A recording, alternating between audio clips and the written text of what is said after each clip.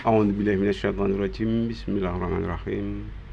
Assalamualaikum warahmatullahi wabarakatuh.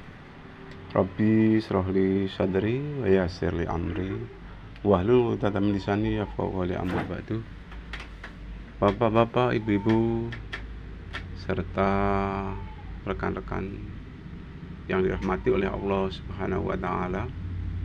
Pertama, marilah kita mengucapkan rasa syukur alhamdulillahirabbil alamin pada Allah Subhanahu wa taala karena atas izinnya kita masih dipertemukan oleh Allah Subhanahu wa taala melalui channel kami yaitu Cermin Anak Soleh. Mudah-mudahan apa-apa yang akan saya sampaikan ini bisa menambah wawasan, keimanan, ketakwaan kita kepada Allah Subhanahu wa taala sehingga terinspirasi untuk bisa menjadi insan yang soleh dalam arti mampu untuk mengamalkan apa-apa ilmu yang telah ia dapat, dan tentunya pengamalan tersebut didasari dengan ikhlas hanya mengharap ridho dari Allah Subhanahu wa taala. Bapak Ibu hadirin yang dirahmati oleh Allah Subhanahu wa taala, berbicara tentang ilmu, amal dan ikhlas merupakan suatu rangkaian yang tidak bisa dipisahkan karena ilmu itu tanpa diamalkan itu kurang sempurna. Amal juga tanpa didasari dengan ikhlas juga kurang sempurna. Kita semua diwajibkan untuk menuntut ilmu Menuntut ilmu itu kewajiban bagi setiap muslim, baik laki-laki maupun perempuan Jadi menuntut ilmu wajib, tetapi keterkaitan dengan mengamalkan ilmu yang kita miliki itu juga merupakan suatu keharusan. Karena bagaimana kalau kita menuntut ilmu menggebu-gebu tapi pengamalannya tidak ada, itu seolah-olah sama halnya dengan bohong ibarat pohon tanpa ada buahnya. Jadi sedikit demi sedikit ilmu yang sudah kita dapat mungkin mulai dari pembelajaran dari taman kanak-kanak mungkin dari TPA mungkin bisa juga dari melalui pengajian-pengajian yang diadakan di tempat-tempat tertentu, dan juga bisa jadi melalui televisi, melalui media yang lain, termasuk melalui handphone yang Anda punyai. Jadi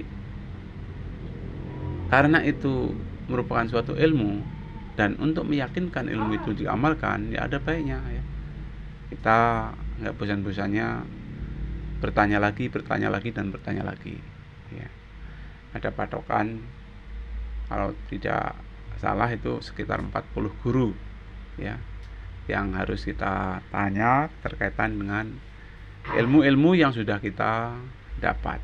Jadi apapun alasannya, ilmu yang sudah kita dapat ada baiknya kita teliti lagi akan kebenarannya sesuai atau tidak dengan Al-Quran dan hadis karena banyak sekali ilmu yang berdasarkan Al-Quran dan hadis belum sempat kita amalkan, mungkin karena keterbatasan ilmu kita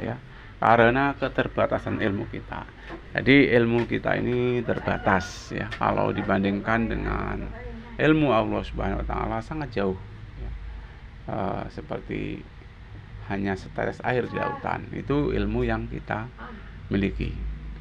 Hadirin yang dirahmati oleh Allah Subhanahu wa taala, di dalam salah satu ayat dalam kitab suci Al-Qur'an itu wa in ta'udu nikmatallahi la tusuha jika kamu menghitung-hitung nikmat Allah maka kamu tidak akan mampu untuk menghitungnya. Betapa banyak nikmat Allah itu yang telah diberikan kepada kita Bahkan kalau kita hitung-hitung betapa banyak nikmat itu, maka kita tidak akan mampu untuk menghitungnya. Ya, kita tidak mampu untuk menghitungnya. Kita lihat ya, salah satu nikmat dari Allah ya, yang ini terpajang di situ ada pohon rambutan ya, pohon rambutan.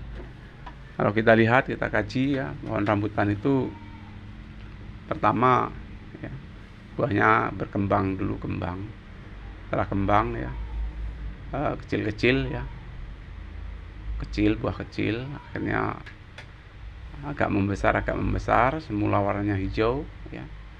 Setelah lama kelamaan maka ada yang berwarna kuning, juga ada yang berwarna merah ya. Itu adalah kuasa ilahi ya. Itu adalah kuasa ilahi. Kalau kita telusuri siapa yang memberi warna merah ya, itu kita tidak sampai ya. Akal kita tidak sampai. Kenapa kok bisa warna merah? Nah, itu udah kuasa ilahi, udah kehendak ilahi. Jadi itu merupakan kehendak Allah Subhanahu wa taala. Rambutan itu ada yang berwarna merah, kemudian juga ada yang berwarna kuning. Nah, termasuk rasanya ya, insya Allah ya, ada yang rasanya ya agak-agak asam ya, rasanya agak-agak manis, dan ada lagi yang rasanya sangat manis. Nah, siapa yang memberi gula ya? Siapa yang memberikan rasa manis? Nah, itu adalah Allah Subhanahu wa taala. Kalau kita ya berpikir, kemampuan kita terbatas, kita tidak terjangkau. Jadi dari salah satu nikmat saja ya, salah satu nikmat dari buah rambutan kita makan, rasanya manis, itu luar biasa nikmatnya ya, nikmatnya luar biasa ya. Semua ya, rata-rata ya, yang namanya anak-anak pasti ya, rata-rata senang dengan buah rambutan. Makanya kita bersyukur ya, dengan mempunyai buah rambutan, ataupun kalaupun toh kita memiliki uang ya, kita membeli, kemudian merasakan manisnya buah rambutan. Tentunya kita bersyukur, alhamdulillah ya, diberi kesehatan sehingga bisa merasakan manisnya buah rambutan ya. Dan lebih banyak nikmat-nikmat yang lain ya. Itu baru saja rambutan saja, rasanya sudah masya Allah, syukur yang luar biasa ya. Bapak ibu hadirin yang dirahmati oleh Allah Subhanahu wa taala, kalau kita menghitung-hitung nikmat yang lain, nikmat iman, nikmat Islam, nikmat mata, nikmat anggota badan dan sebagainya, itu sangat banyak sekali. Untuk itu marilah kita bersyukur.